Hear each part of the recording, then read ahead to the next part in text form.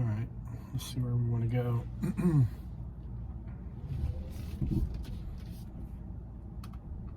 Navigate to Super Walmart, Fleming Island.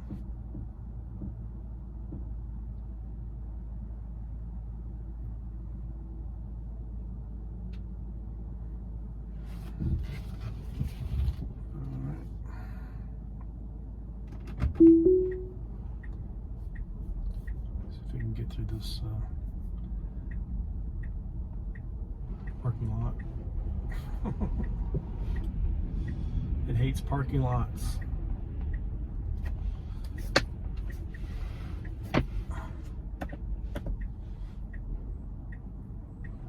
Alright, it's pulling onto Collins Road here.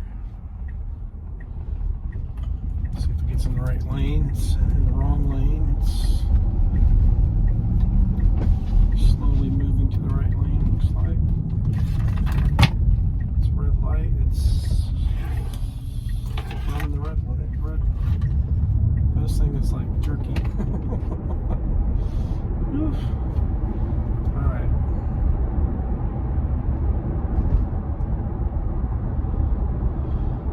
We are on 17 heading towards Fleming Island. So we're about to bounce. Alright. Go ahead and aim a little bit this way so you see the steering wheel here. Go ahead and give you a little bit of light.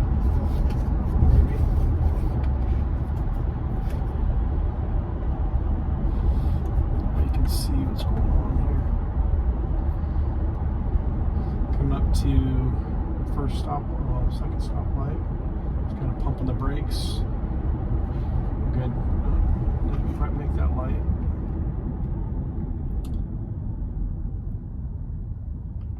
Stopping right in front of Wawa here.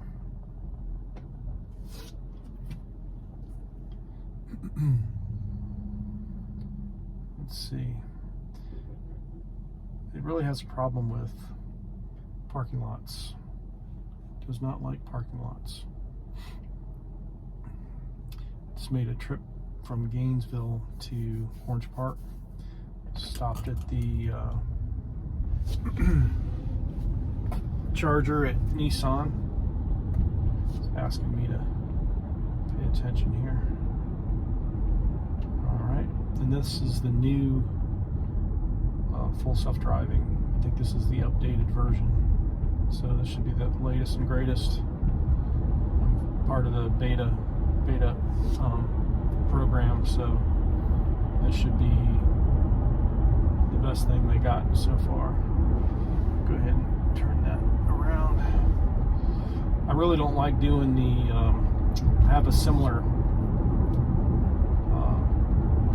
blind left turn, but I don't even do it myself, so I don't plan on, the only time I'd ever do it is if there was like a little traffic, but there's so much traffic here, I'm afraid to do it by myself, because a lot of times it's almost impossible to make it all the way across 17 when the traffic's coming both ways, and I don't like to be in the middle.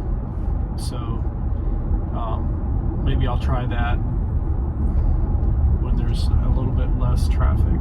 So, but that once it does that, it's going to be awesome. It is just a really hard situation. So we're coming through, passing Styles, and coming up to Kingsley here. Another thing, I set it to where it doesn't change lanes as much. Before, I had it set to where it would basically go back and forth and always exit the, I think it was the, I don't know if it was a right or left or passing lane, but it was constantly changing lanes back and forth, back and forth. Now that I've set it, it doesn't do that as much. So that was annoying. The other day, it for some reason it jerked left for no reason. I'm not sure. Still don't understand that. Every time it makes a mistake, I hit that button there. It's like a little camera, so it marks that spot.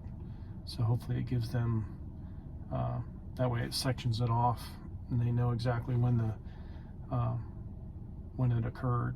So I'm just going to Walmart on 17 and 220. So I just wanted to see if the update changed anything, made it any better. It used to, I think the parking lot is actually better, because I used to never use it in parking lots. Now it's starting to navigate through the parking lots a little better than it was. So definitely improvement in that route. So just keeping my hands close to the wheel, even though I'm not touching the wheel. That really was scary. Like I said the other day, it just jerked to the left and it kind of went in the other lane really quickly, and I still can't figure out why. There's another Tesla right there. I think that's a Model 3. It might be my neighbor. That might be my accountant. So, but I've seen more and more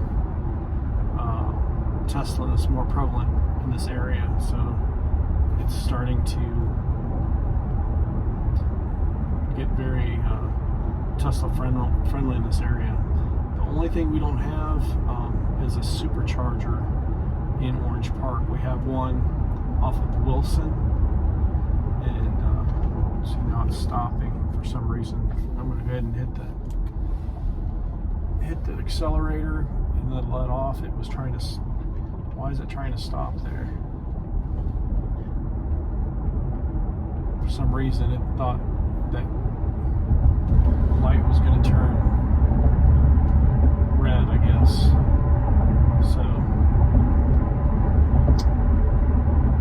if it sees another car go through, usually it goes right through. But sometimes if you're by yourself, it sees a yellow light, and sometimes it doesn't want to go through.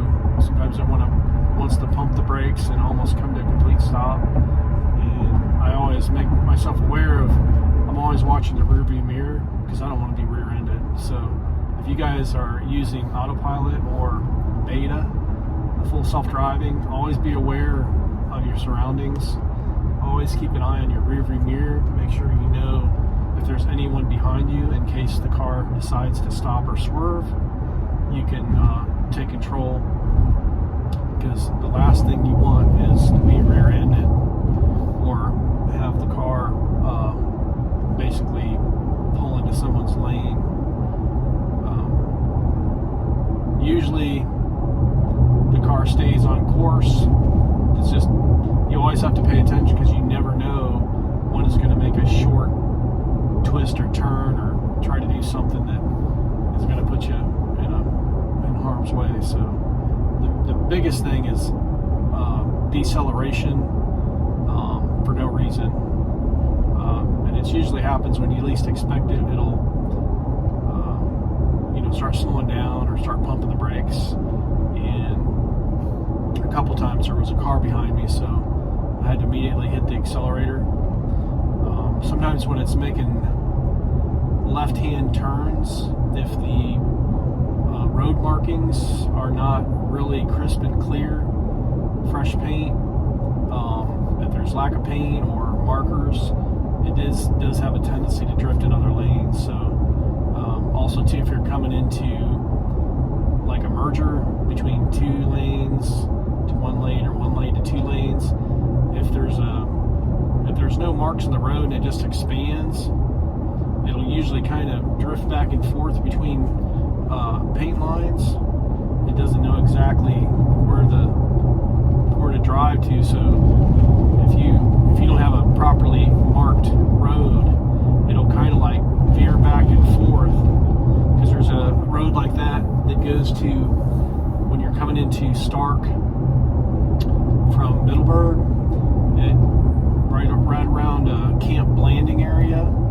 There's a merger where it goes from like 2 lanes to 1 lane, and the last probably 200 or 300 feet, there's no markings. It just basically the middle line stops, is no longer existent, and then it's just like a double wide area with no marking. It just has 2 side markings, and the car will kind of like veer back and forth trying to find a center spot. And so usually I have to take over at that time, and I'll have to record that next time that happens. I've done it 2 or 3 times, and it's still, even with the update, it still has some issues.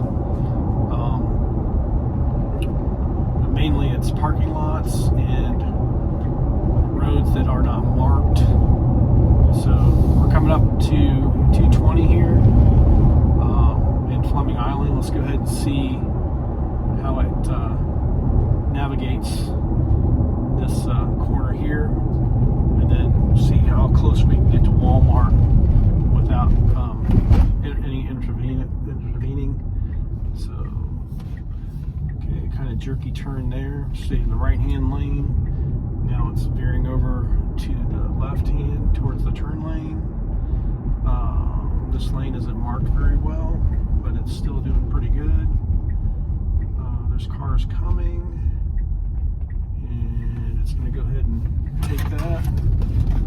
Ooh, there's a bump there. It didn't slow down. It kind of powered through the bump.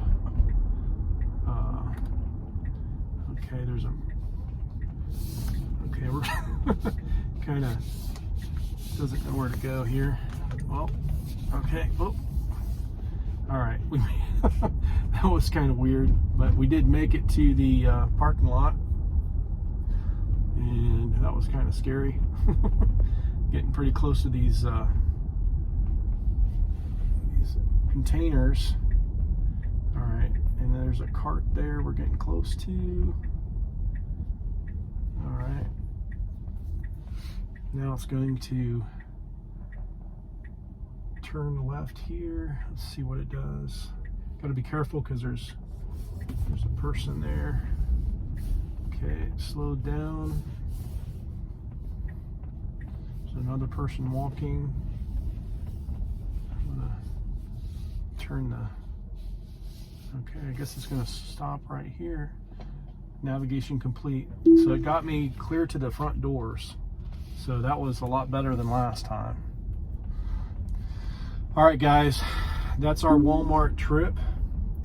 It kind of got a little bit hairy there in the entrance. So I'm gonna grab me a cheap pair of shoes for the treadmill and see what else I need, and then that'll be it. So anyway, thanks for watching, and I'll see you on the next one.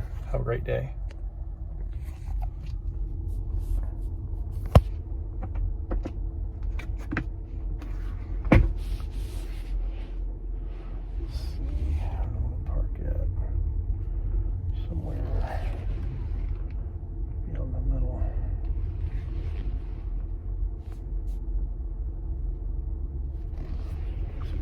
Spot right there. I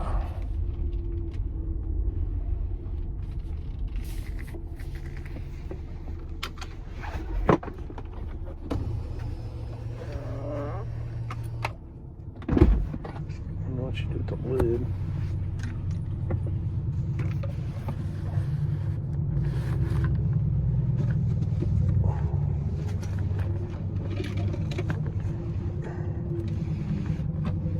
Where's my